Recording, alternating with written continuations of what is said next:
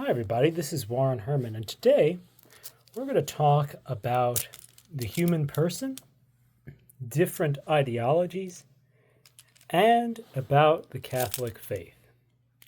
And so here's what we're going to do.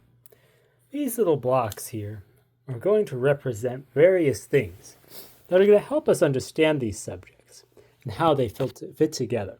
So,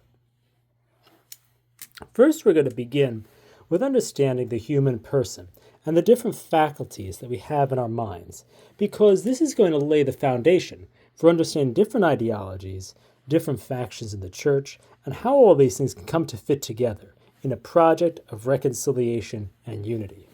So, what we want to do here is to begin to understand that, if we're going to be alive, we have to be paying attention. If we're going to function, that's the way it works. If you get anesthesia, you don't know anything else. So attention is our basic human faculty. Then we have the ability to imagine, which is very much like our attention, but puts us somewhere else that we're not. We don't pay attention to our surroundings, but we can invent some surroundings. So that could be our imagination. Then we have our intellect, which allows us to think and to come up with ideas. Then we have our will, which allows us to decide and to take actions. Then we have our heart, which allows us to relate to others, and that can let us do anything from write our feelings to Dear Diary in a journal, to talk to our friend, to even speak to God. And then ultimately we have, at the top here, we have our spirit, in which grace dwells. So the thing is, we might be talking to God, but we haven't, maybe we're in a state of mortal sin. So this is where the grace lives when we receive the sacraments. So this is a way of understanding the human person. And it's a way that we can kind of come to understand how many other subjects work in the world as well. So let's say now we understand that this is the structure of the human person. And the human person, what the human person does is it uses the faculties in order to manage the passions. So down here we could say, this is our conscious mind, and we could say, in a way, this is our unconscious mind, if we were to draw a line here. And then down in here, we might have the passions and the memories and different things. We could add memory as a faculty in here, meaning that we could recall things. But let's say we have a traumatic memory. If we want to process this, or if we have an emotion that's giving us trouble, we're angry, we have to regulate that using our attention. We pay attention to it, we calms it down. Or we might tell God about it, and then, or if it's a mortal sin with it, we'll go to confession for it. So we use our faculties to deal with our passions and our emotions and our impulses and our traumatic memories and so on and so forth, those other aspects of ourself that are not under our conscious control. So that's how the human person works. Now, different ideologies, different religions, different therapies use different methods of trying to help us, manage our emotions with the faculties. So, for example, the mindfulness-based therapies and religions like Buddhism, Taoism, Hinduism use a lot of the attention to help us manage our faculties and our issues. So, the Buddhist, for example, might pay attention to their sensation of anger or might breathe deeply in order to calm their anger. So, they manage the passions using this. Whereas I don't think there's really any religion that's primarily imagination-based, but, somebody might imagine the breath as a color or something coming in that could be used in different faiths. The intellect, we could say things like the cognitive therapies or religions like philosophies or religions like Stoicism, involve managing our feelings based on thinking rationally. So we think reasonable things so that our emotions don't go as out of whack. Things with the will, that could be the behavioral therapies. Do something different. If you're having a certain problem, you're afraid, so go on the plane, or watch a video of an airplane, then go to the airport, then get on the plane. And the more you do these actions, you will overcome your fear, your phobia of, going onto planes, so that we have behavioral things. And then again, I don't really think that there's really a religion that's primarily based on the will, but I don't know. If you can think of one, think of one. Then we have the heart, we have that heart ability. And so for example, that ability to talk to God, just talk to God and other people.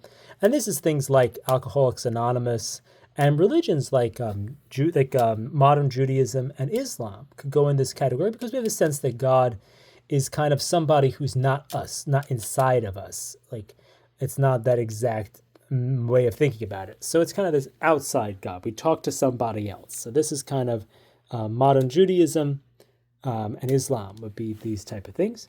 And the 12-step movement, the higher power, the 12-step movement, this is that type of thing here. And then we'd have up here, the Christian faith and specifically Catholicism, would be up here, and faith-based therapies and those kind of things would be up there. So now, the thing to understand is that, when we place the faculties like this side by side, it's obvious that the faculties would be part of one person. And they would help us manage our drives and our emotions. Now, the thing is they help us solve our problems interiorly. Now, the thing is that,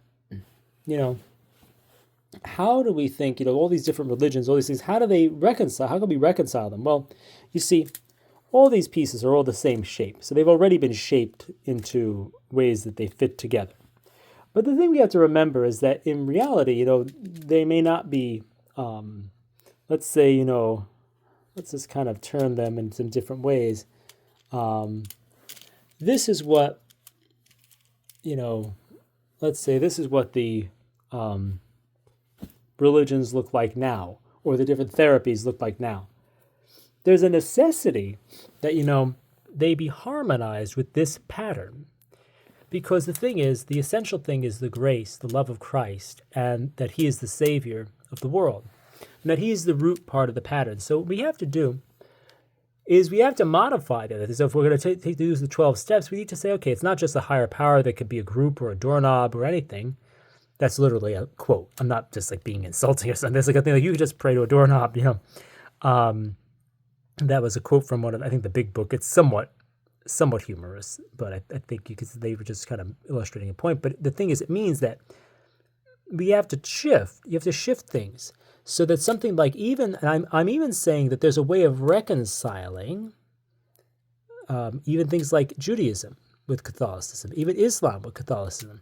Whereas the Catholic needs to realize that they need something more, that there's some wisdom that can be joined to them. So they have to have humility. But the Muslim or the Jew needs to know that the Catholicism has something else and that they need to shift to join it. So everybody needs to learn that they have something to gain and something to, some way of changing and some way of gaining by coming together. And I believe that this makes Catholicism into what it's meant to be, more of what it's meant to be, and actually would allow like Judaism or Islam or any of these, the 12-step movements to become the best versions of themselves as they join themselves. So it's a win-win for everyone. So the same way, there's not I don't think there's a religion here necessarily for the will, but the intellect, definitely the cognitive therapies or Stoicism. We need to modify these things. We see this even in the life of St. Boethius. He did some modification of Stoicism and made it much more profound. Like if you read his works, his Stoic-type works are much more profound than those of Marcus Aurelius or Epictetus. You could just see the greater beauty of his meditations from even those great Stoics. You could see there's something that he has that's different. And it comes from the fact that he was actually had the faith.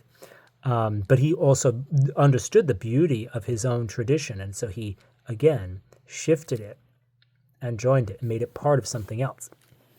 And so, again, so for example, or if I am a Buddhist, I can not only if I think about mindfulness as just a way of paying attention to my senses and finding calm, now I could think about it as a way of noticing God's creation and relating to him and receiving his gifts. And so now I have something new and something better. So I modify the original thing, but I join it to the Catholic thing, but it becomes the best version of itself. So this is the way that we can reconcile different therapies, religions, ideologies into one system. And it lets us all be part of one project where we all have to change something, and we all work together to build this thing that's united in Christ and His Catholic Church. So, and so we're all together as one human family in the one religion under Christ and His Catholic Church, but bringing in all the beauty and heritage of every faith, every philosophy, every tradition in accordance with the structure of the human person, so that we can modify, so that we can better manage our problems. Because the thing is that when we have the insights of the Buddhists, for example, or the Stoics, we can learn how to, like, for example, question our thoughts or pay attention to our emotions. And then, if we do this in a Catholic context, we now have new abilities to better manage our emotional interior life and live a better life. So the thing is that essentially we become this is valuable. This is a valuable thing to do, and essentially this is a good thing that we bring together the best of everything in order to live the best life of an integration of all these things. So it lets us become, and the thing is here, it makes there be no competition, because the expertise of each religion, so to speak, is pertaining to a certain faculty. And then we order the faculties in their proper order. So it's not like we not say, oh, this is better than this. It means this is more central, higher in a sense than this. But it means that this is not the place it goes in. So it's okay, mindfulness is over here, and the sacrament of confession is up here. It doesn't mean this is this modified mindfulness so that it's part of Catholic prayer.